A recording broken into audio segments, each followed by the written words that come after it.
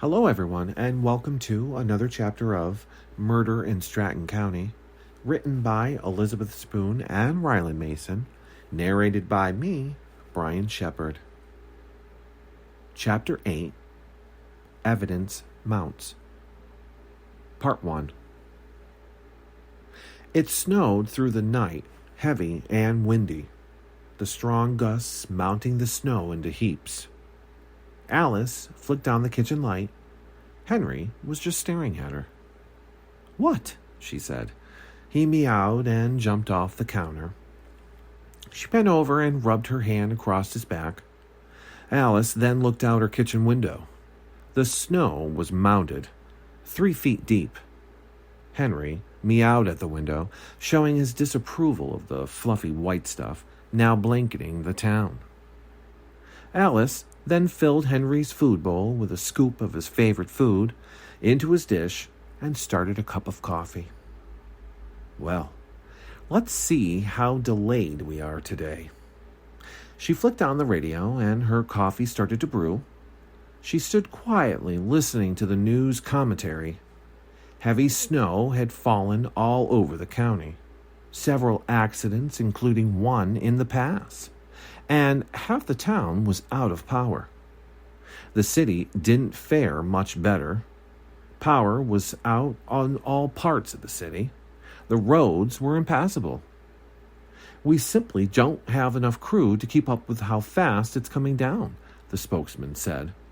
"We ask if you don't have to go out, stay home and stay safe.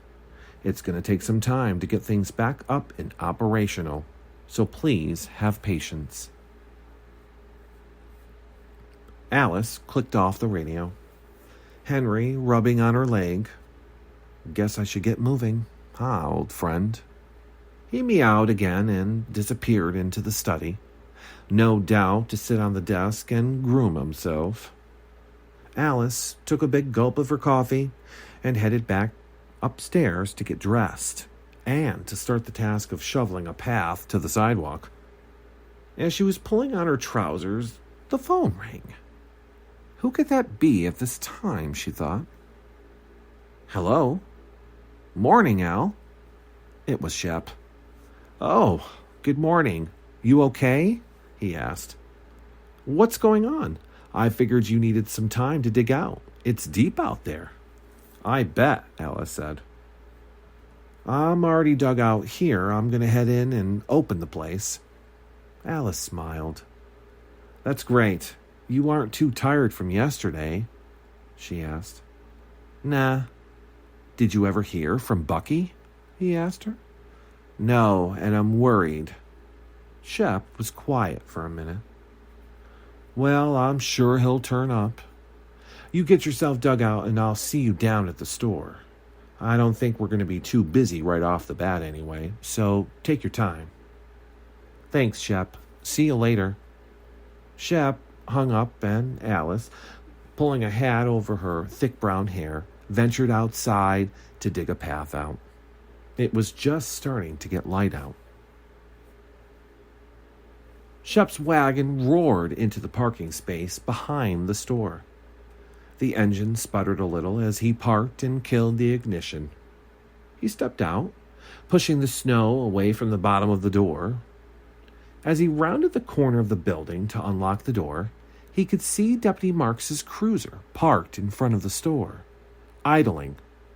Shep walked around to the driver's door, and Marks was just sitting inside, looking intently at the steering wheel. Shep then tapped on the window. Marks rolled it down. "Oh, morning. Where's Alice?" Marks inquired. "Oh, I called her and told her to take her time. I'm going to get things moving this morning," Shep said as he started to walk in. "Oh, good. I need coffee, badly," he said, looking determined. Marks then stepped out of the cruiser and followed Shep into the market.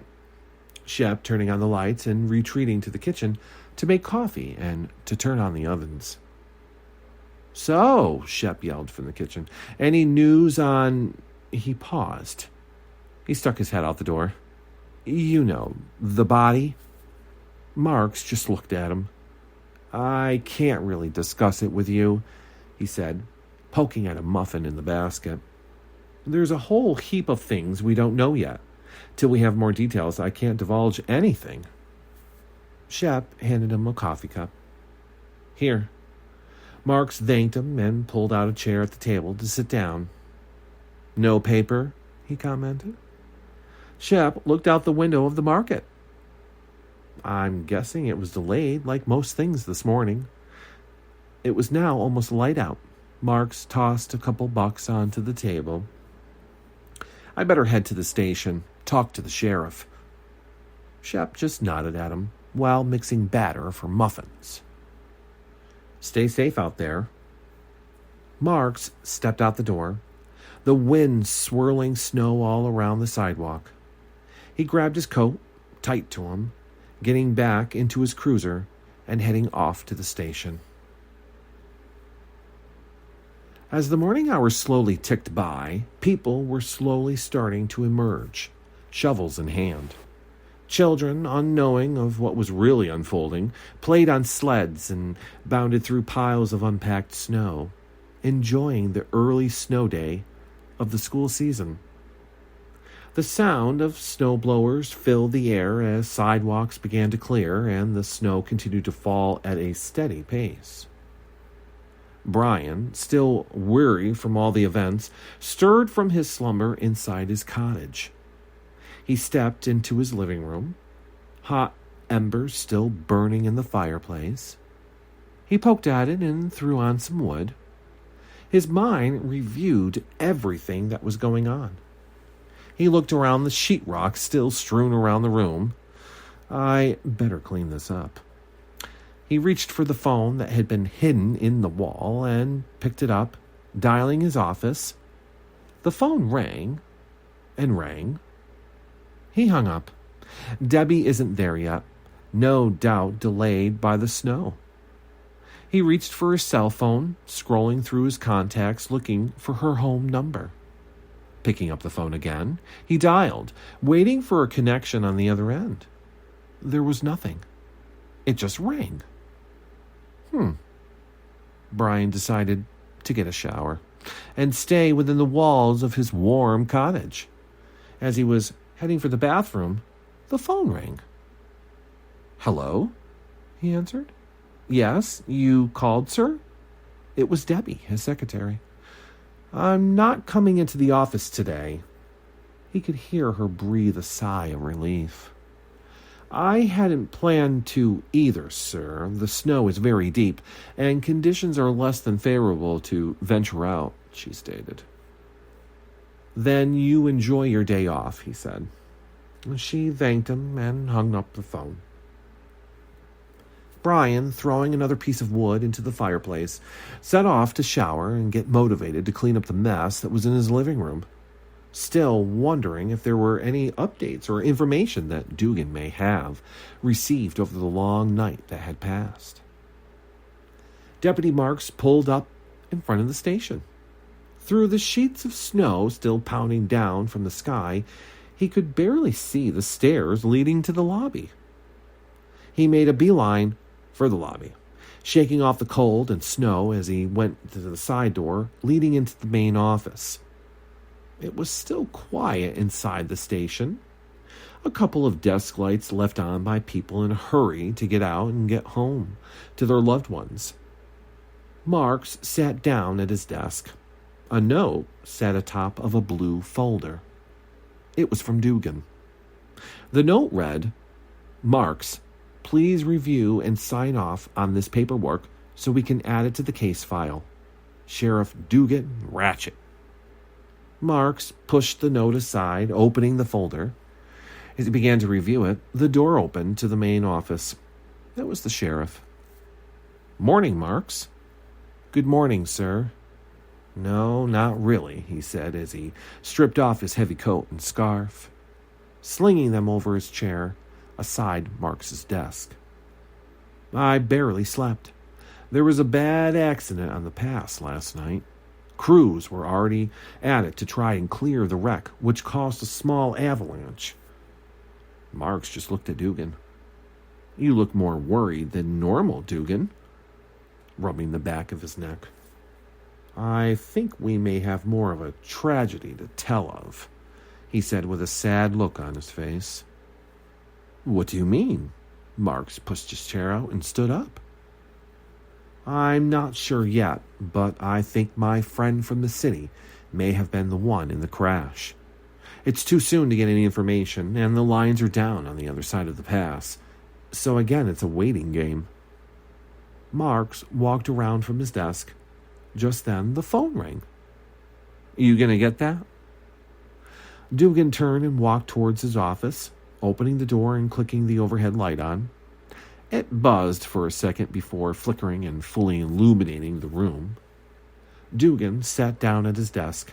He reached for the phone and dialed an extension to the dispatch office. Before long, he was connected to someone. I'm sorry, sir, the voice said on the other end. We have no information at this time. My commander can phone you, if you like. I can leave him a message.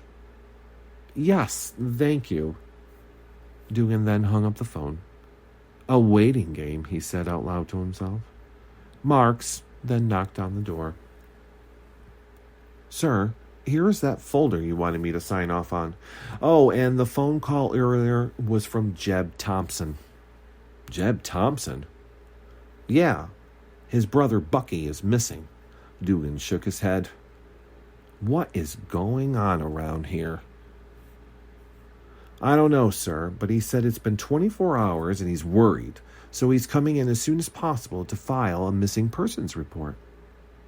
This day just keeps getting worse. The day pressed on, snow still falling. Marks sat at his desk, looking at the coroner's report again for prudence, when the fax machine came to life.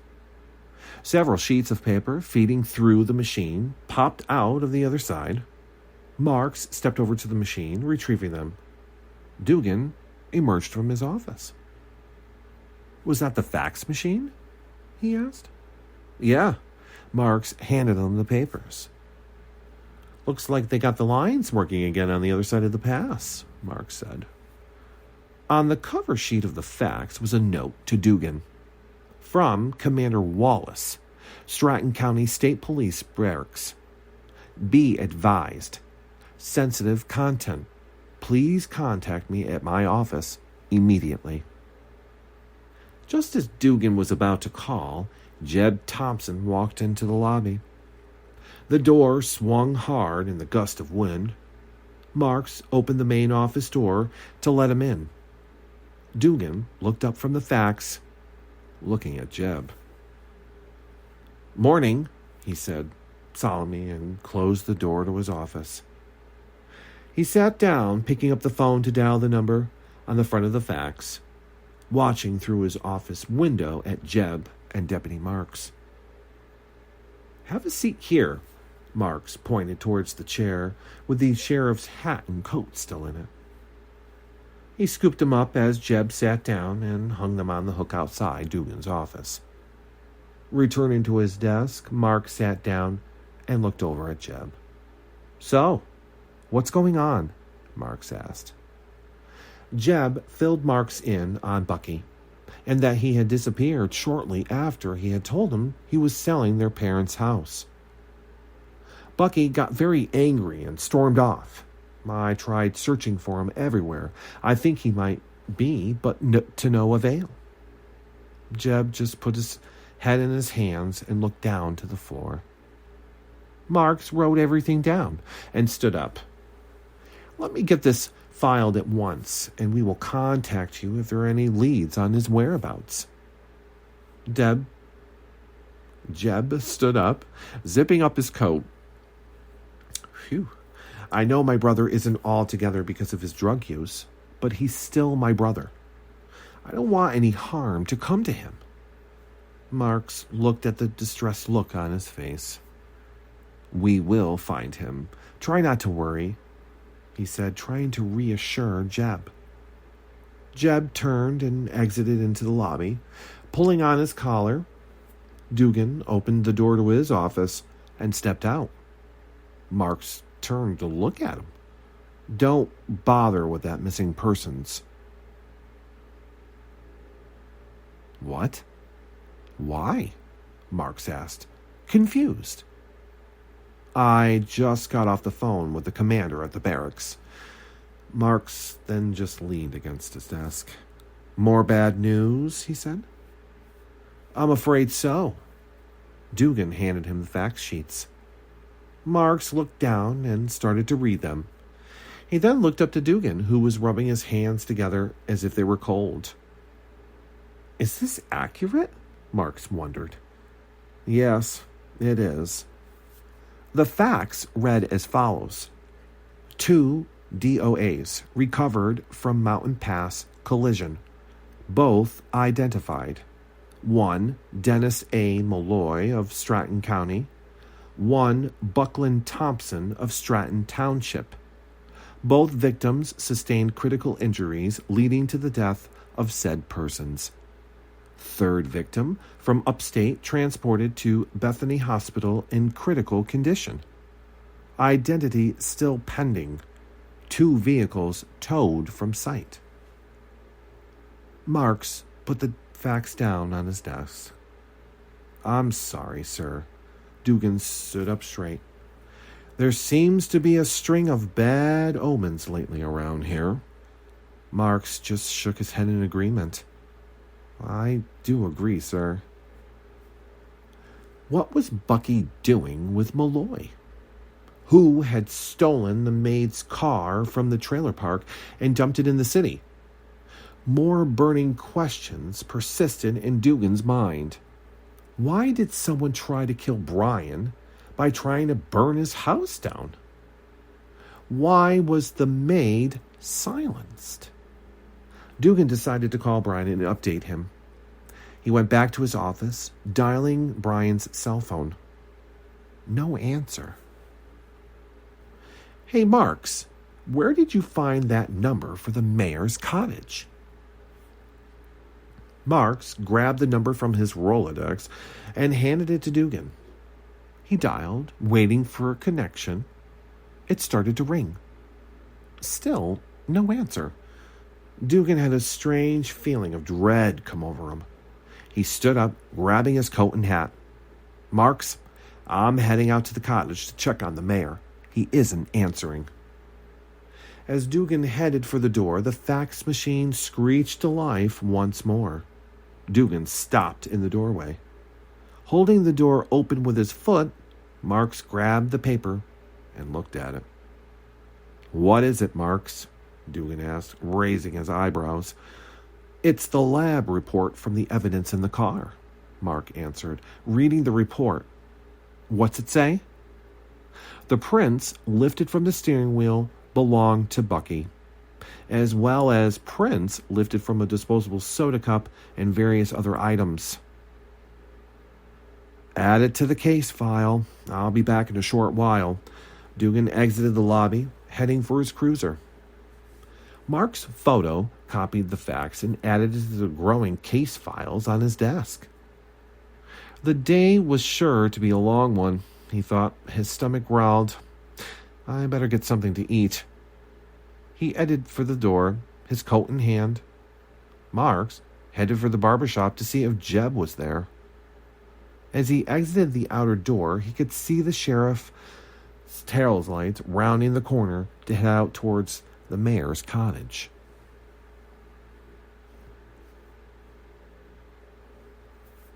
Dugan pulled on to Route 7, clicking the heater fan up a notch. The road was still coated with a thick layer of snow and tracks of a few passing vehicles that had made through it. Thank God it was Saturday, he said to himself. Most people would be hunkering down and staying home for the day. As he neared Brian's cottage, he could see the smoke puffing from the top of the chimney. The driveway was going to be tough to get into. Dugan passed the cottage and turned around in the farm road that had been plowed with a tractor from one of the farmers. Pulling up front of the driveway, he put his hazards on and left the cruiser running. Getting out, he made his way through the deep, wet snow to the front door. Brian swung open the door before he could knock. "Hello." "Morning. I'd figured I'd come and check on you since you didn't answer either phone." Brian just looked at him. "Come in, get warm. I've been trying to clean up this sheetrock mess all morning." Brian had managed to clear most of it, a giant trash bag in the middle of the floor stuffed with debris. "Any news for me?" Dugan stood over the fireplace, warming his hands and rubbing them together. "Yes, but I'm afraid it's not good." Pausing for a second, he set the handful of magazines he was holding down on the desk. He walked towards Dugan. "What is it?" Dugan just looked at him, leaned against the chair near the fireplace. "Where should I start? Over the course of the last couple of hours, we've had a lot of information come in, but it poses more questions. Remember my friend Malloy?" "Yes, I remember you mentioning something about him. He's a detective, right?" "Well, he's dead." Brian just gasped. "Oh no. What happened?" "There was a crash on the mountain pass. He's gone, and that young man from the marketplace, you know, Jeb's brother Bucky." Brian turned and walked over to the windowsill. "Bucky? Don't think I know him." Dugan went to tell Brian the details that they found out about the maid's car, the lab reports, and other evidence. Brian slumped back into his recliner, tossing his cigarello into the fireplace. "Well, I can't believe all of this," Brian said, not really knowing what else to say. "Something tells me it's not over yet, old friend. I better get back to town," Dugan said as he hurried back to his cruiser and headed back to town. Brian watched him as he pulled away. He stared out the window of the front door. It was still snowing a bit, tiny white flakes still coating the tree branches and dead grass that wasn't mowed over before the snow came. Brian tied up the garbage bag that was in the middle of the living room, dragging it through the kitchen and tossing it into the garage in the front of the barrel. He looked around the living room, satisfied for now that he had replaced all the books and magazines to at least one side of the shelf. The sheetrock would have to be repaired at some point. Brian decided that he needed to go clear the driveway. So he threw on a coat and hat, and clicking the button to the garage door, stepped outside with the shovel. He pushed the snow away from the front of the door, the shovel making a scraping sound across the gravel driveway. Brian slipped into his Mercedes and started it. He then started making a footpath from the garage to the end of the driveway. As he shoveled, he noticed the heap of snow was just getting taller towards the end of the driveway. It seemed a monumental task to shovel all of that, he thought. The plow had forced the snow inward into the driveway, so Brian walked back to the garage and got into his Mercedes. Backing out, he turned around and pointed the nose out of the driveway. "I could drive through it," he thought to himself. He was determined. Brian left the car running while he closed up the cottage and shut the garage door. Getting in, he put the car in drive and looked around to see if anyone was on the road. It was now or never, he said as he gunned it towards the end of the driveway, on the road. Just as he thought he was home free, the rear end of his car gave a jolt and Brian went sideways into a snowbank. "Crap. That didn't work as well as I had hoped. Winter is for the birds," he said as he opened the door and looked towards the back of the car. It was buried deep in the snowbank. Brian tried rocking the car back and forth to attempt to get out of it, but it was no use. It was stuck good. Crap. Now what? He shut the car off and got out, clicking the garage door opener as he shut the door. He kicked the snow away from the exhaust pipe, Brian headed up the driveway. About halfway, he stopped. What was that noise? In the distance, he could hear something coming up the road. It sounded like a snowmobile. Brian stood listening for another minute. It had stopped. He walked into the garage and got the snow shovel, heading back to now his stuck Mercedes, and at the end of the driveway, he started shoveling out the back tires. After a couple scoops, he stopped. There it is again. Off in the distance, still, but getting closer. The sound of a snowmobile for sure, he thought. As he continued to shovel, he could see the snowmobile coming up the road. He watched as it went screaming by up the road, zipped up over the hill into a field, and started coming back towards the road, towards him. Brian watched as the rider made a jump over a huge snowbank and came back down, cruising along the fence line of the adjacent field. Right to where the fence ended, the rider came back out onto the road, slowing down in front of his driveway. Brian just stared for a minute at the helmeted rider. The rider turned off his snowmobile. Brian could feel his heart beating in his chest. Was this his killer? Brian started to walk backwards, fearing the worst, when the rider removed his helmet. "You look stuck there, friend. Do you need any help?" came a strong yet gentle voice. As the man swung his right leg over the left and got up, he began to take his helmet off. Beneath the helmet was a handsome man. He smiled, started in the corner of the man's face as he heard the gasp when he removed his helmet. Jet black hair, short and parted to one side. It's him, from town. Brian breathed a sigh of relief. Snapping back to reality, Brian finally responded. "Yeah, I gunned it a bit too much, and it kicked out on me." The man just laughed a little. Brian smiled. He had this sensitive charm about him. Brian was instantly attracted. He stuck out a glove-covered hand. "Hi, name's Prescott. Jordan Prescott, M.D. Prescott? Why do I know that name?" Brian thought to himself. "Oh, a doctor." Brian reached out and shook his hand. They both stared at each other for a minute. "Mayor Brian Shepard." "Oh, so you're the mayor?" "Yes." Brian looked past him at the snowmobile. "Are you just out riding for pleasure?" Brian asked, looking at the helmet as well. "Well, actually, I was going to head into town, but City Hall is closed due to the storm. Won't be open till Monday. I tried to call several times. You see, I bought the storefront next to the pizza place and the newspaper in town. I have to file some paperwork so I can open my practice there." "Wow, welcome to our humble little town," Brian said. "I must be blushing," Brian thought to himself. He had the most gorgeous emerald green eyes. "So, you're the mayor. I read about that fire." Looking at Brian as if he was concerned. "Yes. Terrible. Gutted my kitchen," Brian said as he missed being in his home.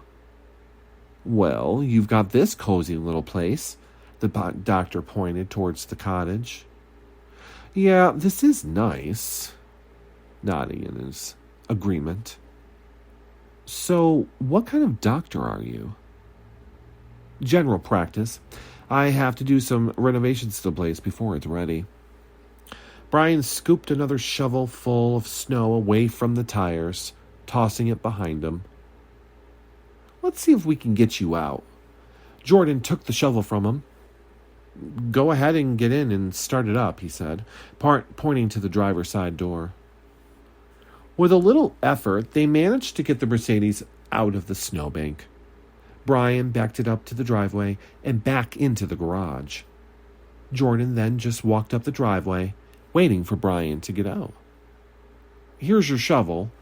leaning it up against the garage wall. Thanks so much for helping me. I'm not sure I would have gotten out of that snow if it was not for you. My pleasure. Jordan just smiled.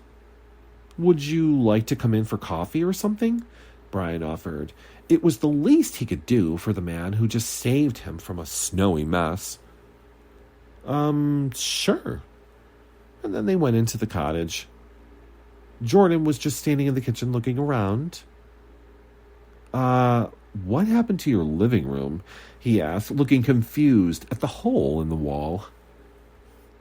It's a long story. I'll have to tell you about it sometime. Brian poured Jordan a cup of coffee. How do you take it? Brian said. Light and sweet, thanks, smiling at Brian. Jordan then took the cup from him, his finger passing over Brian's ever so slightly, and Brian smiled. There was definitely a connection with this man. So what brought you to Stratton? Brian asked as he sat down in the recliner. I like the small-town feel of Stratton. I never really cared for high society life, he said as he studied Brian's eyes. Are you married? Children? Brian really wanted to know these answers. No and no, Jordan laughed.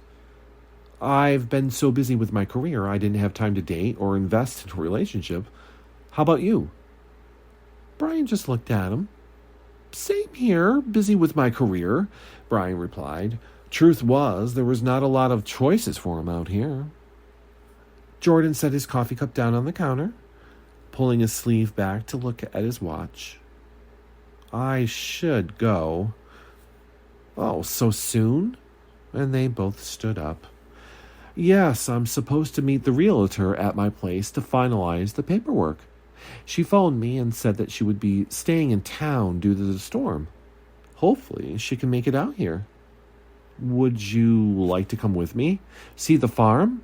I bought the old Jones Farms about 1.5 miles up the road. He beamed as he asked, hoping Brian would say yes. Do you have an extra helmet? Brian asked.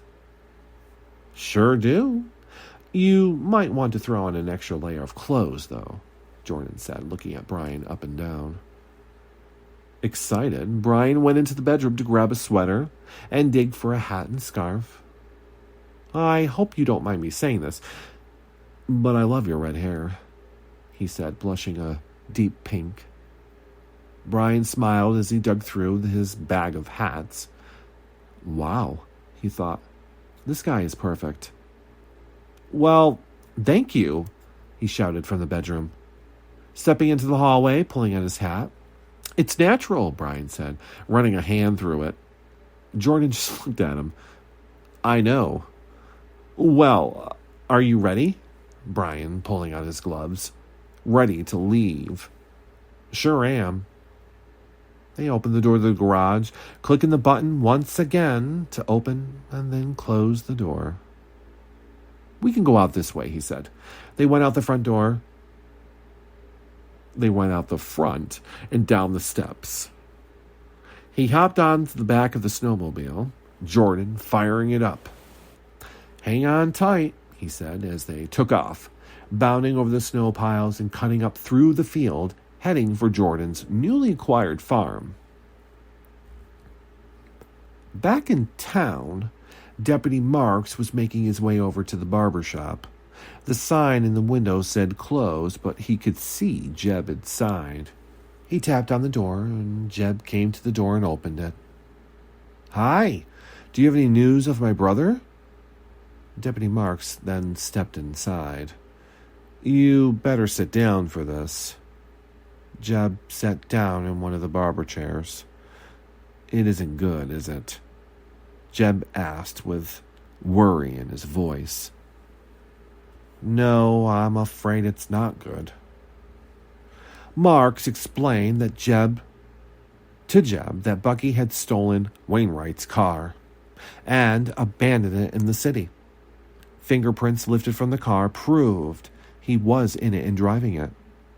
Possibly even slept in it. So, where's my brother? I'm sorry to tell you this, but your brother was picked up hitchhiking by a detective friend of the sheriff's. He had phoned him to come and help him with the Shepherd case. They both died in the crash of the mountain pass last night. His body was sent to the morgue at Bethany Memorial.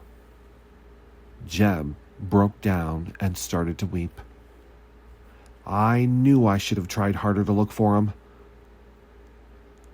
Marks just put a hand on his shoulder. You did everything you could. Jeb grabbed a towel and wiped his tears from his face. I'm so sorry for your loss. Jeb then stood back up. Well, I better make some phone calls and get it out there. Deputy Marks leaned on the handle of the door. If you need anything, call over to the station. I will do my best to help you in any way I can. Thanks. I think I know who I'm going to call first. Deputy Marks said goodbye and headed for the marketplace to inform Alice and Shep of the disturbingly bad news. Marks pulled up to the front of the marketplace, leaving his cruiser running, and stepped inside. It was fairly quiet. Shep emerged from the kitchen, wiping his hands on his apron. Back already? Marks just looked at him. Is Alice around? Shep could see the distressed look on his face. What's going on? Hey, Alice. Alice! Shep yelled towards the back. Alice came out of the kitchen. Oh, hi, Marks. What's going on? Alice could see the not-so-good impression on his face as well. Marks broke the bad news to Shep and Alice about Bucky's demise. They all sat down at one of the tables in the dining area. How could this happen? Marks just looked at both of them. I really can't reveal too many details to either of you at this point, but his brother has been informed, and we are working hard to try and piece all the details together. Shep just put his arm around Alice. So tragic, he said. Thanks for letting us know, Alice said. Sure thing. Sorry, I know he worked for you guys, Mark said, sounding sad. Alice stood up and walked to her office, picking up the phone to call Jeb and wish him her condolences. She could hear Mark saying goodbye to Shep as he went out the door. Shep stuck his head around the corner of the door. Alice motioned for her finger for 1 sec, and then she hung up the phone. There's no answer at Jeb's, she said. Yeah, Marks just told me he had already informed him and headed out to Bethany Memorial, where they transported the bodies late last night. Shep, I was praying he was okay. These things happen, Alice. No control over it. Shep then returned to the kitchen. Alice sat at her desk for a minute and cried. She looked up at her father's pictures on the wall. I sure did try to keep him out of trouble, Dad. Almost instinctively, she knew her father was saying it was okay. Not your fault. Alice got up and went back into the kitchen. Shep was leaning on the counter. A tear was running down his face. He looked up at Alice, and they gave each other a hug. We can't let this get us down. We have to keep moving forward. Your dad would say the same thing, he said, standing up taller. You're right, Alice said, wiping another tear away. The chimes on the door jingled. Alice walked out of the kitchen. It was Jeb. Shep walked over and gave him a hug. I guess Marks already came by and told you. Alice looked at him from behind the counter. Yes, we already know. Jeb wiped his eyes again. I'm headed to Bethany Memorial, he said with what sounded like with no emotion at all. Just complete sadness. Okay, if you need anything, call us. Jeb then headed out the door. Alice turned to Shep. and he had this look on his face. What? What is it? She beamed, narrowing her eyelids. You're gonna have to hire someone else now, he said, as if to say, time to move on already. Wow, Shep. What? I'm just pointing out the obvious. Alice then went back to her office. He isn't wrong, she said to himself. She sat back in her chair. I suppose I should run an ad. Alice grabbed a pen and started writing a wanted ad to place in the paper. Shep stuck his head in the door again. Just a reminder that Benson woman might be looking for a job, he said. Alice remembered the woman. I will keep that in mind, she said, twirling the pen in her hand. Alice began penning the wanted ad for the position that was now made vacant by Bucky's untimely death. Meanwhile... Thanks so much, guys, for listening to Chapter 8. So that was all of Chapter 8. I just decided to read the entire thing. So look for Chapter 9. It's going to be coming next week. And until then, thank you for the downloads. Thank you for the support. I'm sorry that things were a little bit late, but I'm on the mend. I was out for a little while. But I'm glad I'm back to reading these chapters for you. And thank you again for listening.